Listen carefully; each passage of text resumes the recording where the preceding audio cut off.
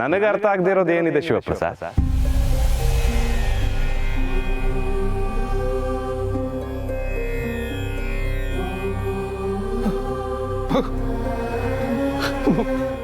ಭಗವಂತ,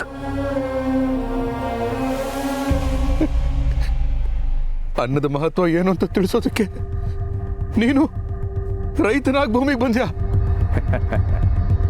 ಶಿವಪ್ರಸಾದ್, ರೈತ ಭಗವಂತನಾಗಿ ಭೂಮಿಗೆ ಬಂದು ಅದೆಷ್ಟೋ ವರ್ಷಗಳಾಗಿವೆ. ಆದರೆ ನಿಮ್ ಯಾರ ಕಣ್ಣಿಗೂ ಕಂಡಿಲ್ಲ ಅಷ್ಟೇ. ಹೌದು ಭಗವಂತ, ಹಸುವನ್ನ ನೀಗಿಸೋ ರೈತನೇ ದೇವರು ಅಂತ ನನಗೆ ಗೊತ್ತಿತ್ತು. ಆದರೆ ಈಗ ಮನದಟ್ಟಾಯ್ತು, ಮನಸ್ಸಿಗೆ ಮುಟ್ತು. ಇದು ಕೇವಲ ನಿನಗೆ ನಿನ್ನ ಕುಟುಂಬದವರಿಗೆ ಮನದಟ್ಟಾದ್ರೆ ಸಾಲದು. ರೈತನ ಶ್ರಮ, ಅವನ ಬೆಲೆ ಪ್ರತಿಯೊಬ್ಬರಿಗೂ ಮನದಟ್ಟಾಗಬೇಕು, ಪ್ರತಿಯೊಬ್ಬರಿಗೂ ಮನವರಿಕೆ ಆಗಬೇಕು. ಅವನು ಹಸಿರ ಜೊತೆಗೆ ಉಸಿರು ಬೆಸೆದುಕೊಂಡ, ಹಸಿರ ಉಳಿಸಿ ಹಸಿವ ತಣಿಸಿ ಹೆಸರೇ ಕೇಳದೆ ಕೆಸರಿನೊಂದಿಗೆ ಬದುಕು ಕಟ್ಟಿಕೊಂಡಿರುವ ಕೆಂದಾವರಿಯೇ ನಮ್ಮ ರೈತ. ನೀವೆಲ್ಲ ಕೆಲಸ ಮಾಡುವ ಜಾಗಕ್ಕೆ ಪಾದರಕ್ಷೆಯನ್ನು ಧರಿಸಿಯೇ ಹೋಗಬೇಕು. ಆದರೆ ಕೆಲಸ ಮಾಡುವ ಜಾಗಕ್ಕೆ ಪಾದರಕ್ಷೆಯನ್ನೇ ಸೋಕಿಸದೆ ಕಾರ್ಯನಿರ್ವಹಿಸುವ ಏಕೈಕ ಕೆಲಸಗಾರ ರೈತ. ಹೆತ್ತ ತಾಯಿಗೂ ಮಿಗಿಲಾಗಿ ಭೂಮಿ ತಾಯಿಯನ್ನ ಗೌರವಿಸುವ ಏಕೈಕ ಶ್ರಮಜೀವಿ ರೈತ. ತಾನು ಹಸುವಲ್ಲಿದ್ರು ಹಸಿದು ಬಂದವರನ್ನು ತನ್ನವರಂತೆಯೇ ಕಂಡು ಅನ್ನ ನೀಡೋ ಅನ್ನಪೂರ್ಣೇಶ್ವರಿಯ ಉತ್ತರಾಧಿಕಾರಿಯೇ ರೈತ. ನೀವು ತಿನ್ನೋ ಪ್ರತಿ ಒಂದು ಅನ್ನದ ಅಗಳಿನ ಹಿಂದೆ ಎಷ್ಟೋ ರೈತರ ಶ್ರಮವಿದೆ.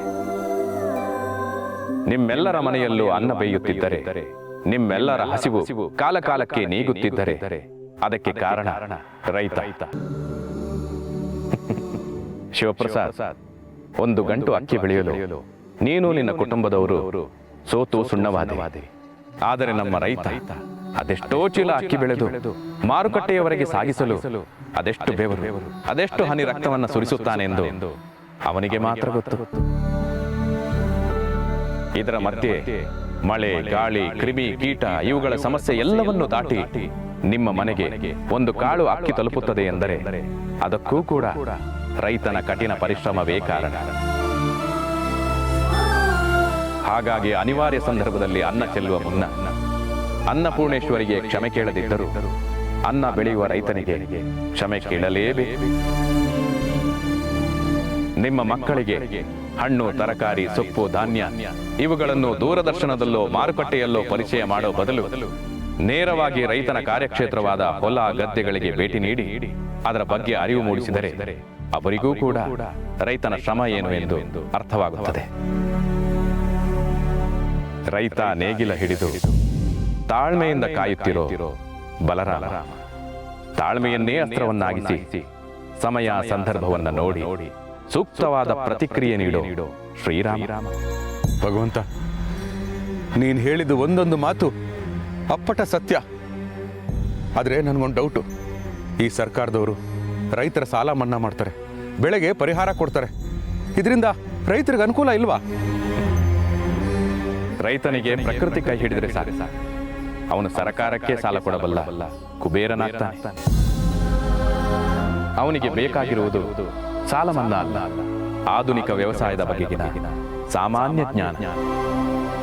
ಅವನಿಗೆ ಬೇಕಾಗಿರುವುದು ಬೆಂಬಲದ ಬೆಲೆಯಲ್ಲ, ರೈತಾಪಿ ಕಾರ್ಯದ ಬಗೆಗಿನ ಹಂಬಲದ ಬೆಲೆ. ಸೂರ್ಯನಿಗಿಂತ ಮೊದಲೇ ಕಾರ್ಯಪ್ರವೃತ್ತನಾಗುವ ಹಾಗೂ ಪಂಚಭೂತಗಳಾದ ಪೃಥ್ವಿ, ಅಪುಹು, ತೇಜೋ, ವಾಯು, ಆಕಾಶ ಇವರೆಲ್ಲರನ್ನೂ ತನ್ನ ಕಾರ್ಯದಲ್ಲಿ ಬಳಸಿಕೊಂಡು ಅವರನ್ನೂ ಕೂಡ ಸಹೋದ್ಯೋಗಿಗಳನ್ನಾಗಿ ಮಾಡಿಕೊಂಡಿರುವ ಏಕೈಕ ಉದ್ಯಮಿ ನಮ್ಮ ರೈತ. ರೈತ ಬೆಳೆದ ಬೆಳೆಗೆ ಬೆಲೆ ನೀಡುವುದರ ಜೊತೆಗೆ ರೈತನಿಗೂ ಬೆಲೆ ನೀಡಿದರೆ ನಾನು ತೃಪ್ತನಾಗುತ್ತೇನೆ. ರೈತ ಕೇವಲ ದೇಶದ ಬೆನ್ನೆಲುಬಲ್ಲ, ನಮ್ಮ ದೇಶದ ನಾಗರಿಕರ ಹೊಟ್ಟೆಪಾಡಿನ ರಾಯಭಾರಿ. ಈ ಹೊಸ ಸಂವತ್ಸರದಲ್ಲಿ ಹೊಸತನದ ಪಾಠವೇ ಇದೆ. ಹಳೆಯ ದಿನಗಳನ್ನು ಮರೆತು ಕಲಿತ ಪಾಠವನ್ನು ನೆನಪಿನಲ್ಲಿಟ್ಟುಕೊಂಡು ಹೊಸ ಅಧ್ಯಾಯಕ್ಕೆ ಮುನ್ನುಡಿ ಬರೆಯಿರಿ. ಎಲ್ಲರಿಗೂ ಶುಭವಾಗಲಿ ಎಂದು ಹಾರೈಸುತ್ತಾ ನನ್ನ ಕಡೆಯ ಮಾತು, ನಿಮಗೆ ಸಂಬಳ ಕೊಡುವ ಸಂಸ್ಥೆಗೆ ವ್ಯಕ್ತಿಗೆ ಶ್ರೇಯಸ್ಸನ್ನು ಬಯಸಿ ನೀವು ನಮಸ್ಕರಿಸುವುದೇ ಆದರೆ ಅವರಿಗೂ ಅನ್ನ ಕೊಡೋ ರೈತನಿಗೆ ನಮಸ್ಕರಿಸುವುದು ನಿಮ್ಮ ಕರ್ತವ್ಯ. ಯುಗದ ಹಾದಿ ಯುಗಾದಿ ಹಬ್ಬವಾದರೆ ರೈತ ಜಗದ ಆದಿ.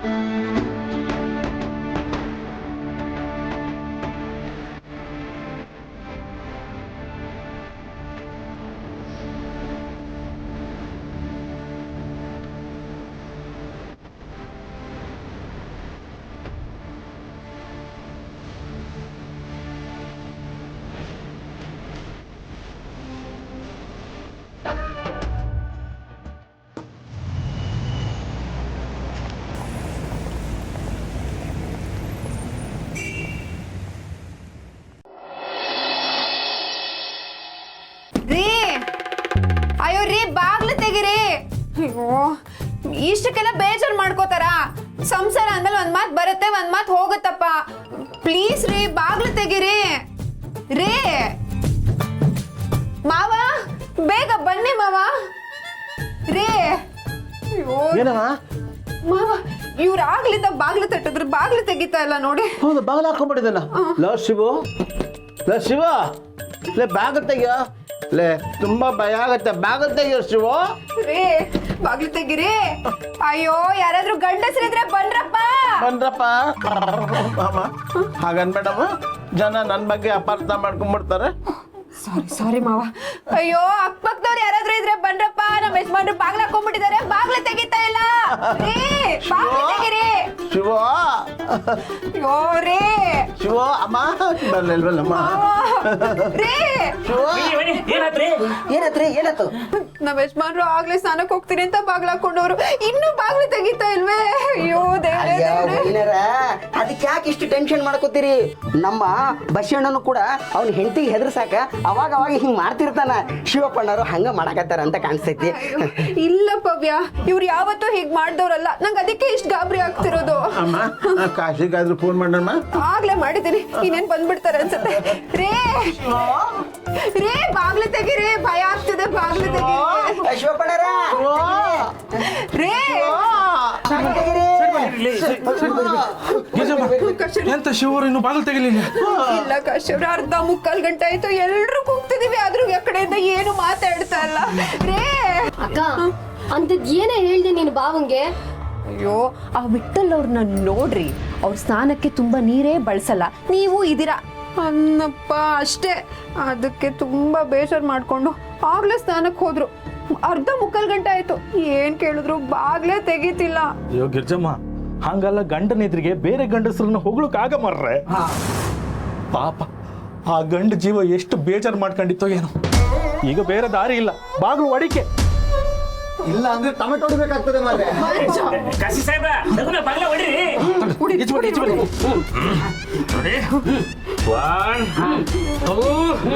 3.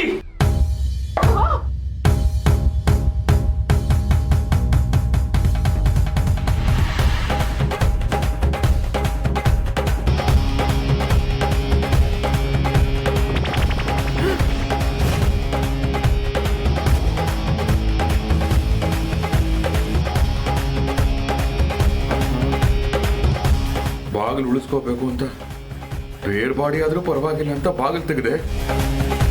Just miss. ಮುಚ್ಚು ಬಾಯ್. ಸ್ನಾನ ಮಾಡ್ತಾ ಇದ್ದೆ, ನೀರ್ ನಿಂತೋಯ್ತು. ಏನಪ್ಪಾ ಮಾಡೋದು ಅಂತ ಯೋಚನೆ ಮಾಡ್ಕೊಂಡು ನಿಂತಿದ್ರೆ ಊರ್ ಜನನೆಲ್ಲ ಸೇರಿಸಿದ್ಯಾ? ಆಹಾ, ನಮ್ಮ ಏರಿಯಾ ಜನಕ್ಕೆ ಟೈಮ್ ಇಲ್ಲ ಅಂದ್ರು ಬೇರೆಯವ್ರ ವಿಷಯಕ್ಕೆ ಮೂಗ್ ತೋರ್ಸಕ್ಕೆ ಟೈಮ್ ಮಾಡ್ಕೊಂಡ್ ಬಂದ್ಬಿಡ್ತಾರೆ. ನಾನು ಶಾಲಲ್ಲಿ ಅರ್ಥ ಆಗ್ಲಿಲ್ಲ, ಈಗ ಅರ್ಥ ಆತ್ರಿ. ನೋಡ್ರಪ್ಪ, ರೀ ಏನ್ರಿ ಇದು ಅವಸ್ಥೆ? ನೀರಿಲ್ದಿರೋ ವ್ಯವಸ್ಥೆ. ಒರ್ಸ್ಕೊಂಡೆ ಹೋಗ್ತೀನಿ ಆಫೀಸ್ಗೆ.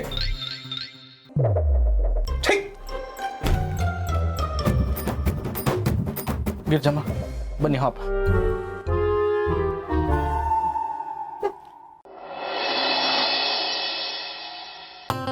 ಒಂದು ಇಂಪಾರ್ಟೆಂಟ್ ವಿಷಯ ಹೇಳಬೇಕು. ನಾವಿರೋದು ಯಾವ ಸಿಟಿನಲ್ಲಿ? Sir Bengaluru city sir. ಆದ್ರೆ ನಾನಿರೋದು ಎಲೆಕ್ಟ್ರಾನಿಕ್ ಸಿಟಿ ಸರ್. ರಾಂಗ್. ಇನ್ನೊಂದು ಚಾನ್ಸ್ ಕೊಡ್ತೀನಿ. ನಾವೆಲ್ಲರೂ ಇರೋದು ಯಾವ ಸಿಟಿನಲ್ಲಿ? I think garden city sir. No, you are wrong. ನಾವೆಲ್ಲ ಇರೋದು ವಾಟರ್ ಸ್ಕೇರ್ ಸಿಟಿನಲ್ಲಿ. ಬೆಂಗಳೂರಲ್ಲಿ ನೀರಿಲ್ಲ. ಸರ್, ರಾಜಕಾಲುವೆಗಳಲ್ಲಿ ನೀರುಗಳು ಜುಳು ಅಂತ ಹೋಯ್ತಾವೆ. ನೀವು ನೋಡ್ರೆ ನೀರುಗಳಿಲ್ಲ ಅಂತಿರಲ್ಲ ಸರ್. ಬಾಬು, ರಾಜ ಕೊಟ್ಟು ನೀರು ಕುಡಿಬೋದು, ಕಾಲುವೆ ನೀರು ಕುಡಿಬೋದು, ಕಾಲುವೆ ನೀರು ಕುಡಿಯೋಕ್ಕಾಗತ್ತೇನಯ್ಯ? ಇಲ್ಲ. ಅದನ್ನೇ ಸಾರ್ ಹೇಳ್ತಾ ಇರೋದು. ಪರವಾಗಿಲ್ಲ ಕಣ್ರಿ, ನಿಮ್ಗೂ ಸ್ವಲ್ಪ ಬುದ್ಧಿ ಇದೆ. ಆದ್ರೆ ವಿಷಯ ಅದಲ್ಲ. ಬಾಸು ಆರ್ಡರ್ ಮಾಡಿದ್ದಾರೆ, ಜೊತೆಗೆ ಗೌರ್ಮೆಂಟ್ ರೂಲ್ ಮಾಡಿದ್ದಾರೆ, ನೀರನ್ನ ಕಡಿಮೆ ಬಳಸಬೇಕು ಅಂತ. ಕುಡಿಯಕ್ಕಾಗ್ಲಿ ತೊಳೆಯಕ್ಕಾಗ್ಲಿ 10 ಲೀಟರ್ ಪರ್ ಪರ್ಸನ್ ಅಂತ ಆರ್ಡರ್ ಮಾಡಿದ್ದಾರೆ. ಹುಡುಗಿರು ರೆಸ್ಟ್ ರೂಮ್ಗೆ ಅಂತ ಹೋಗ್ತಾರೆ, ಕರಡಿ ಮುಂದೆ ನಿಂತ್ಕೊಂಡು ಟ್ಯಾಪ್ ಆನ್ ಮಾಡ್ಕೊಂಡು ಲಿಫ್ಟಿಕ್ ಹಚ್ಕಂತ ನಿಂತಿರ್ತಾರೆ. 20 ರಿಂದ 22 ಲೀಟರ್ ನೀರು ಹೋಗ್ತಾ ಇರುತ್ತೆ. ಇದನ್ನ ಯಾರಿಗೆ ಹೇಳೋದು? ಆಫೀಸಲ್ಲಿ ಇನ್ನೂ ಕೆಲವರು ಮೈಗಳಿರ್ತಾರೆ, ರೆಸ್ಟ್ ರೂಮ್ಗೆ ಅಂತ ಹೋಗೋದು ನಿದ್ದೆ ಮಾಡ್ಕೊಂಡು ಕೂತ್ಕೊಳ್ಳೋದು. ಯಾರಾದ್ರೂ ಬರ್ತಿದ್ದಾರೆ ಅಂತ ಗೊತ್ತಾದ್ರೆ ಸಾಕು, ಟ್ಯಾಪ್ ಆನ್ ಮಾಡ್ಕೊಂಡು ಒಳಗಿದೀವಿ ಅಂತ ತೋರಿಸ್ಕೊಳ್ಳೋದು. ಬರೀ ಇಷ್ಟಕ್ಕೆ ಇಡೀ ಬೆಂಗಳೂರಿನಲ್ಲಿ ಒಂದು ದಿನಕ್ಕೆ 3.5 ಲಕ್ಷ ಲೀಟರ್ ನೀರು ವೇಸ್ಟ್ ಆಗ್ತಾ ಇದೆ. ಅದಕ್ಕೆ ಇವತ್ತಿಂದ ನೋ ಆಫೀಸ್.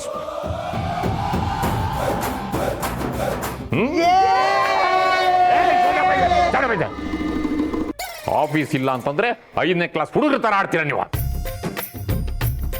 ನೋಡಿ, ಆಫೀಸಲ್ಲಿ ಕೆಲಸ ಇಲ್ಲ ಅಂತಂದ್ರೆ ಇನ್ಮೇಲೆ ಮನೇಲಿ ಕೆಲಸ ಇರುತ್ತೆ, ಅಂದ್ರೆ ವರ್ಕ್ ಫ್ರಮ್ ಹೋಮ್.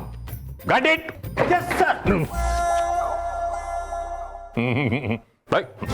ಶಿವಪ್ರಸಾದ್ ಇಲ್ಲಿ ಆನ್ ದ ವೇ ಇದ್ದಾರೆ ಸರ್. ಅವ್ರ ಮನೇಲೇನೋ ನೀರಿನ ಸಮಸ್ಯೆ ಇತ್ತಂತೆ, ಅದಕ್ಕೆ ಬರೋದು ಲೇಟ್ ಆಗತ್ತೆ ಅಂತ ಮೆಸೇಜ್ ಮಾಡಿದ್ರು. ಓ ಹೌದಾ?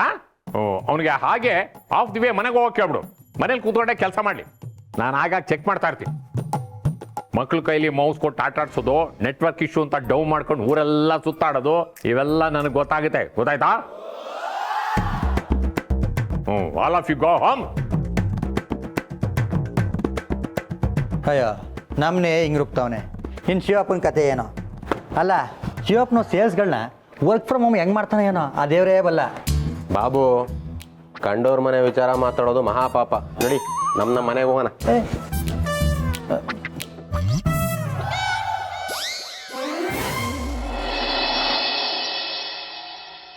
ಏನೋ ಹೊಸ ರೋಲ್ಸ ಏನದ? ಚೋರೆ, ಇನ್ಮೇಲೆ ಮನೆ ಮೇಲಲ್ಲ, ತಲೆ ಮೇಲೆ ನೀರು. ತಲೆ ನೀರ? ಪರವಾಗಿಲ್ಲ ಬಿಡಿ, ನಾನು ದಿನ ಬಿಟ್ಟು ದಿನ ತಲೆಗೆ ಸ್ನಾನ ಮಾಡೋದು. ಬಾವ, ನಿಮಗಲ್ಲ, ಎಲ್ರಿಗೂ ಸೇರ್ಸಿ ಹೇಳ್ತಿರೋದು. ಓ, ನೀವು ದಿನ ಬಿಟ್ಟು ದಿನ ತಲೆಗೆ ಸ್ನಾನ ಮಾಡೋದು? ಲೇ ಅಯೋಗ್ಯ, ಎಸ್. ಮೊದಲು ಮನೆಗೂ ಪೈಪಲ್ಲಿ ನೀರು ಕೊಡ್ತಿದ್ರಲ್ಲ, ಈಗ ಅದೆಲ್ಲ ಬಂದು ಬಕೆಟ್ ಲೆಕ್ಕದಲ್ಲಿ ಕೊಡ್ತಾರೆ. ಅಂದ್ರೆ ಮನೇಲಿ ಎಷ್ಟು ಜನ ಇದ್ದಾರೆ ಅಂತ ನೋಡ್ಕೊಂಡು ತಲೆ ಲೆಕ್ಕದಲ್ಲಿ ನೀರು ಕೊಡ್ತಾರಂತೆ. ಅಷ್ಟೇ ಅಲ್ಲ ಶಿವ ಅವರೇ, ಬಾತ್ರೂಮಿಗೂ ಮೀಟರ್ ಕನೆಕ್ಷನ್ ಕೊಟ್ರು. ನೋ ನೋ ನೋ ನೋ, ಇದಕ್ಕೆ ನಾನು ಒಪ್ಪಲ್ಲ. ನಾವು ನೀರನ್ನ ಗಂಗೆ ಕಾವೇರಿ ಅಂತ ಪೂಜೆ ಮಾಡ್ತೀವಿ, ಅಂತಹ ಪವಿತ್ರವಾದ ನೀರನ್ನ ಟಾಯ್ಲೆಟ್ ಕನೆಕ್ಟ್ ಮಾಡ್ತಾರ? ನಾನು ಒಪ್ಪೋದೇ ಇಲ್ಲ. ಬಾವಾ, ಅದ್ ಹಾಗಲ್ಲ. ಬಾತ್ರೂಮ್ ಪೈಪ್ಗೆ ಮೀಟರ್ ಕನೆಕ್ಟ್ ಮಾಡ್ತಾರಂತೆ. ನಾವು ಬಾತ್ರೂಮ್ ಅಲ್ಲಿ ಎಷ್ಟು ನೀರ್ನ ಸ್ನಾನಕ್ಕೆ ಬಳಸ್ತೀವಿ, ಕೈಕಲ್ ಮುಖ ತೊಳೆಯೋದಕ್ಕೆ ಬಳಸ್ತೀವಿ, ಟಾಯ್ಲೆಟಿಗೆ ಬಳಸ್ತೀವಿ ಅನ್ನೋದನ್ನ ಲೆಕ್ಕ ಹಿಡಿತಾರಂತೆ. ಓಹೋ, ಬಾತ್ರೂಮ್ ವರ್ಗೂ ಬೆಳೆದ್ಬಿಟ್ಟಿದಾರ ಇವರು? ಏನ್ ನಮಗೇನು ಪ್ರೈವಸಿನೇ ಬೇಡವಾ? ಇದನ್ನ ನಾವು ಕೂಗಿ ಕೇಳ್ಬೇಕು. ಏಯ್ ದಡ್ಡ, ಹಾಗೆ ಕೂಗಿ ಕೇಳಕ್ ಹೋದ್ರೆ ಗಂಟ್ಲೊಳಗೆ ಪುನಃ ನೀರು ಕುಡಿಬೇಕು ಅನ್ಸತ್ತೆ. ಈಗ ಕುಡಿಯೋ ನೀರಿಗೂ ಕಂಟ್ರೋಲ್ ಮಾಡಿದ್ದಾರೆ. BPL ಕಾರ್ಡ್ ಇದ್ದವರೇ ಪುಣ್ಯವಂತರು, ಅವ್ರಿಗೆ 1 ಲೀಟ್ರು ಎಕ್ಸ್ಟ್ರಾ ನೀರು ಕೊಡ್ತಾರಂತೆ. ಅವ್ರಿಗೆ ಮಾತ್ರ ಯಾಕೆ ಎಕ್ಸ್ಟ್ರಾ? ಬಡವರಿಗೆ ಕೆಲವೊಂದು ಹೊತ್ತು ಊಟ ಸಿಗದೆ ಇದ್ದಾಗ ಹೊಟ್ಟೆಗೆ ತಣ್ಣೀರ್ ಬಟ್ಟೆ ಕಟ್ಕೊಳಕ್ಕಾದ್ರೂ ನೀರ್ ಬೇಕಲ್ವಾ, ಅದಕ್ಕೆ. ಅವ್ರಿವ್ರು ಬಂದು ಸೇರ್ಕೊಂಡು ಬೆಂಗಳೂರು ಹಾಳಾಗೋಯ್ತು. ಎಲ್ಲಿ ನೋಡಿದ್ರು ಬೋರ್ ಡ್ರೈ ಆಗಿದೆಯಂತೆ. ಯಾಕಾದ್ರೂ ಈ ಜನ ಬೆಂಗಳೂರಿಗೆ ಬಂದು ಸೇರ್ಕೋತಾರೋ? ಛೆ, ತಪ್ಪು ಗೋರಿ, ತಪ್ಪು.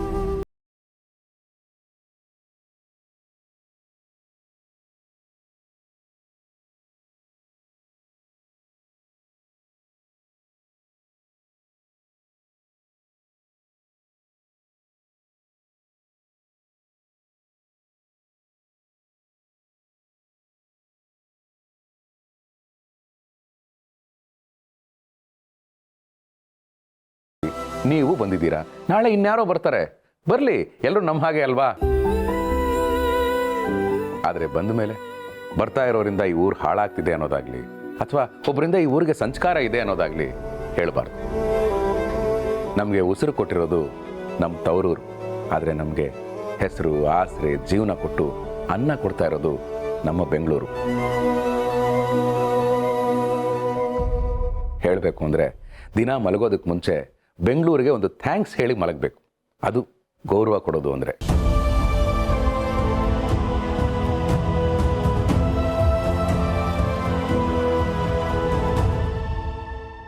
ಸಾರಿ ಬಾವ, ಫ್ರಸ್ಟ್ರೇಷನಲ್ಲಿ ಏನೇನೋ ಮಾತಾಡ್ಬಿಟ್ಟೆ. ನೀರು ಬಂದಿದ್ರೆ ಇದೆಲ್ಲ ಪ್ರಾಬ್ಲಮ್ ಇರ್ತಿರ್ಲಿಲ್ಲ. ಅವ್ರಿ ಟ್ಯಾಂಕರಿಗೆ ಬುಕ್ ಮಾಡಿದೆ, ಒಂದಲ್ಲ ಒಂದಿನ ಬದತ್. ಏಯ್ ನೀನೇನು ಒಂದಲ್ಲ ಒಂದು ದಿನ ಒಳ್ಳೆ ದಿನ ಬರುತ್ತೆ ಅಂತ ಹೇಳ್ತಾರಲ್ಲ, ಹಾಗೆ ಒಂದಲ್ಲ ಒಂದು ದಿನ ಟ್ಯಾಂಕರ್ ಬರುತ್ತೆ ಅಂತ ಹೇಳ್ತೀಯಲ್ಲೋ, ಗೊತ್ತುಬಿಡ್ತೀನಿ ನೋಡು. ಮತ್ತಿನ್ನೆಂತ ಯಜಮಾನ್ರೆ, ಇವತ್ತು ಹೋಗಿ ಟ್ಯಾಂಕರ್ ಬುಕ್ ಮಾಡಿದೆ, ಟೋಕನ್ ನಂಬರ್ ಕೊಟ್ಟ. ಈಗ 60ನೇ ನಂಬರ್ ನಡೀತಿತ್ತಂಬ್ರಿ, ನಮ್ದು 418. ನಮಗೆ ನೀರು ಬಪ್ಪಕ್ಕೆ ಕಡಿಮೆ ಅಂದ್ರೂ 1 ವಾರ ಬೇಕು. ನಿಮಗೆ ಬಂತು ಕಾಣಿ ಮೆಸೇಜ್.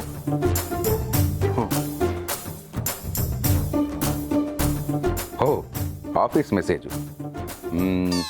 ಆಫೀಸಲ್ಲಿ ನೀರಿನ ಅಭಾವ ಇರುವುದರಿಂದ ಇನ್ನು ಮುಂದೆ ಆಫೀಸ್ ಇರುವುದಿಲ್ಲ, ವರ್ಕ್ ಫ್ರಮ್ ಹೋಮ್. ಒಳ್ಳೇದಾಯ್ತಲ್ಲ, ಇನ್ಮೇಲೆ ಮನೇಲೆ ಆರಾಮಾಗಿರು. ಹೋ, ಮನೇಲಿ ಕುತ್ಕೊಂಡು ಚಡ್ಡಿಗಳನ್ನ ಹೇಗೆ ಮರಲಿ ನೀನು? ಒಳ್ಳೆ ಅಯ್ಯೋ, ಏನು ಮಾಡಲಿ?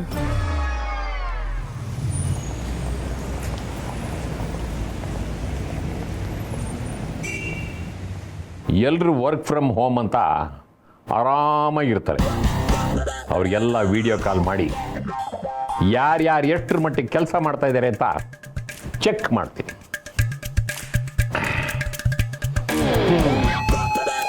ವರ್ಕ್ ಫಾರ್ ಹೋಮ್ ಮಾಡ್ತಾ ಇದ್ದು, ಈಗ ವರ್ಕ್ ಫ್ರಮ್ ಹೋಮ್ ಆಗೋಯ್ತು.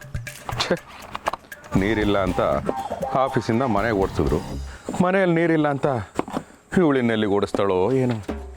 ಧರೆಯ ಹತ್ತಿ ಪುರಿಯುವಾಗ ಬದುಕಲೆಲ್ಲಿ ಓಡುವೆ ಅಂತ ಅಣ್ಣವರೇ ಹೇಳಿದ್ದಾರೆ. ಇಲ್ಲಿಗೆ ಅಂತ ಓಡೋಕ್ಕಾಗುತ್ತೆ? ಕರ್ಮ ಕರ್ಮ. ಯಾರಿಗೆ ಫಸ್ಟ್ ಮಾಡಲಿ? ಮಾರ್ಗಿಗೆ ಮಾಡ್ತೀನಿ.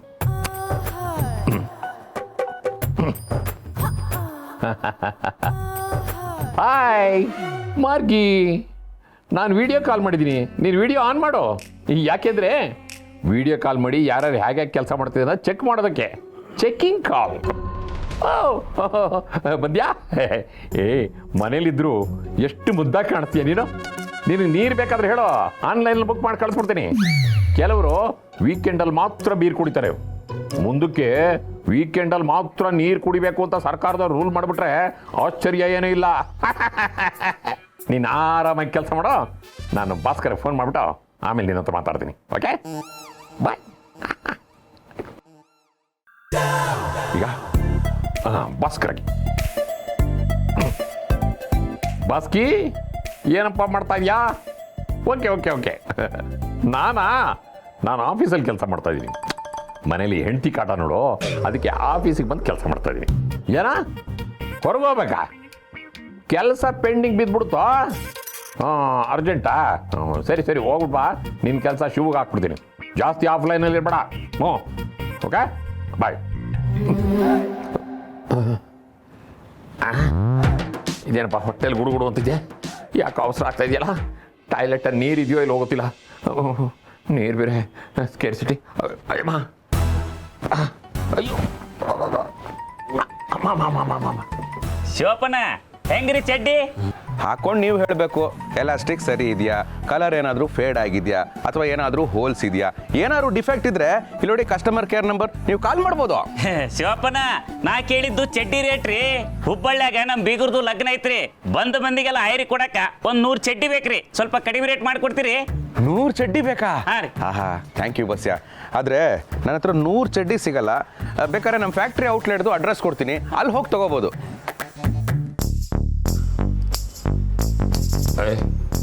ಏನಪ್ಪ ಇದು, ಒಂದು ತೊಟ್ಟು ನೀರೇ ಬರ್ತಾ ಇಲ್ಲ. ಏನು ಮಾಡೋದು? ಹಾಂ, ಆನ್ಲೈನಲ್ಲಿ ನೀರು ಬುಕ್ ಮಾಡ್ತೀನಿ. Hello, online water service sir, ಅರ್ಜೆಂಟಾಗಿತ್ತು ಅಂತ ಟಾಯ್ಲೆಟಲ್ಲಿ ಕೂತ್ಬಿಟ್ಟಿದ್ದೀನಿ ಸರ್. ನೀರು ಬರ್ತಾ ಇಲ್ಲ. ಅರ್ಜೆಂಟಾಗಿ ಒಂದು 5 ಲೀಟ್ರು ನೀರು ಬೇಕಾಗಿತ್ತು. ಹಾಂ, ಎಕ್ಸ್ಟ್ರಾ ದುಡ್ಡಾದರೂ ಕೊಡ್ತೀನಿ ಸರ್. 15 ನಿಮಿಷ ಆಗುತ್ತಾ? ಆಗಲಿ ಆಗಲಿ ಆಗಲಿ. ಹಾಂ, 15 ನಿಮಿಷ ಇಲ್ಲೇ ಕೂತ್ಕೋಬೇಕೆ? ಏನು ಮಾಡಲಿ? ಹಾಂ, ಶಿವಪ್ರಸಾದ್ಗೆ ವಿಡಿಯೋ ಕಾಲ್ ಮಾಡಿ ನನ್ನ ವಿಡಿಯೋನ ಮ್ಯೂಟ್ ಮಾಡಿಕೊಂಡು ಅವನ ಕೆಲಸ ಹೇಗೆ ಮಾಡ್ತಿದ್ದೀನಿ ಅಂತ ಚೆಕ್ ಮಾಡ್ತೀನಿ.